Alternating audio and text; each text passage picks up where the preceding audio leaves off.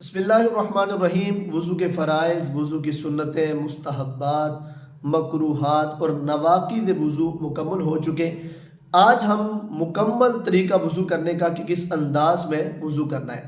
سب سے پہلے بھی یاد رکھیں کہ اپنے بازو وغیرہ جو ہے وہ آستین اوپر چڑھا لیں، کونیوں سے اوپر، اور اس بات کا ضروری خیال رکھیں کہ پانی ضائع نہ ہو۔ عمومی طور پر ہمارے ہاں اس معاملے کے اندر جو ہے وہ توجہ نہیں دی جاتی اور بہت زیادہ پانی جو ہے وہ ضائع ہو جاتا ہے، تو یہ کوئی نیکی نہیں ہے۔ پانی کی ایک معمولی مقدار، سب سے پہلے اپنے ہاتھوں کو 3 مرتبہ دھوئیں اور پھر اس کے بعد کلی کریں۔ مسواک یا ٹوتھ برش وغیرہ نہیں ہے تو شہادت کی انگلی کو اچھے طریقے سے دانتوں کے اوپر مال لیں کہ کوئی چیز اس طرح کی بدبودار جو ہے وہ نہ رہ جائے، منہ کے تمام خلیوں تک پانی پہنچ جائے۔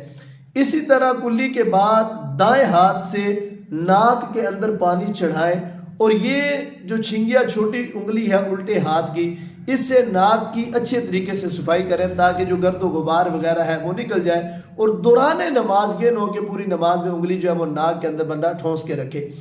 اسی طرح ناک کی صفائی کے بعد 3 مرتبہ، پہلی مرتبہ پانی یوں لینا ہے چلو کے اندر اور اپنی پیشانی سے اس کو بہانا ہے اور اچھے طریقے سے مل لینا ہے، اور اگر داڑھی گھنی ہے تو اس کے ظاہر کو دھو لینا ہی کافی ہے، لیکن اگر داڑھی پتلی ہے، جلد نظر آتی ہے، تو پھر جلد تک پانی پہنچانا یہ بندے کے لیے ضروری ہے۔ اگر بندے نے پانی نہ پہنچایا تو اس سے وضو نہیں ہوگا۔ اسی طرح دونوں ہاتھوں کو کونیوں سمیت دھونا، پہلی مرتبہ اس طرح پانی بہا کر اچھے طریقے سے، یہ یاد رکھیں اس انداز میں پانی بہانا کوئی ضروری نہیں ہے۔ یہ پہلے زمانوں میں تالاب ہوتے تھے تو اس سے آسانی کے لیے ایسا معاملہ کرتے تھے۔ اب اگر کوئی بندہ ٹوٹی کے نیچے یوں ہاتھ کر کے 3 مرتبہ بازو دھو لیتا ہے تو سنت ادا ہو جاتی ہے۔ اس کے بعد یہاں پر ہمارے ہاں بہت بڑی غلطی ہوتی ہے کہ ٹوٹی کھلی ہوتی ہے، ہم سر کا مسح کرنے پہ ہوتے ہیں تو چلو کے اوپر پانی لیں، ٹوٹی بند کر دیں اور پھر وہی پانی ہاتھ کے اوپر انڈیل کر اس انداز سے لوگ غلطی کرتے ہیں۔ بعض اوقات کہ مسح کرنے سے پہلے انگوٹھے چومتے، آنکھوں کو لگاتے اور پھر مسح کرتے، تو یہ لغو باتیں ہیں، یعنی ہاتھوں کو تار کر کے یوں جہاں سے بال عمومی طور پر اگتے ہیں انگلیوں سے یوں پیچھے کی طرف لے کر جائیں، اور یہ جو ہتھیلیاں ہیں ان کو پھر یہاں سے سائیڈوں سے پیچھے کی طرف لے کر جائیں۔ یہ جو شہادت والی انگلی ہے اس سے کان کے اندر اچھے طریقے سے آپ جب وہ مسح کریں، اور یہ جو انگوٹھا ہے اس سے کان کے پیٹ یعنی کان کے باہر کی طرف مسح کریں۔ الٹے جو ہاتھ ہے اس سے گردن کا مسح کریں۔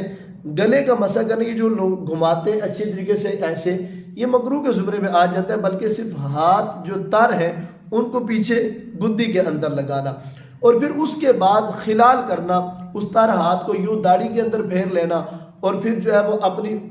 دائیں ہاتھ کی انگلیوں کا، بائیں ہاتھ کی انگلیوں کا، اسی طرح اپنے الٹے ہاتھ کی یہ جو چھوٹی انگلی ہے، دایاں پاؤں پہلے اس ہاتھ سے دھونا ہے اور پھر اس چھوٹی انگلی کو چھوٹی پاؤں والی انگلی سے خلال کرتے ہوئے انگوٹھے کی طرف آنا ہے، اور پھر اسی طرح الٹا پاؤں دھوتے وقت انگوٹھے سے ہی اسی انگلی کے ساتھ خلال کرتے ہوئے چھینگیا والی انگلی سے باہر نکل جانا ہے۔ تو یہ یاد رکھنا ہے کہ اعضائے وضو جن کا دھونا فرض ہے، اگر ایک بال کے برابر بھی جگہ خشک رہ گئی تو اس انداز میں بندے کا وضو نہیں ہوگا۔ خلاق کے عالم یہ مسائل ہمیں سیکھنے اور ان پر عمل پیرا ہونے کی توفیق عطا فرمائے۔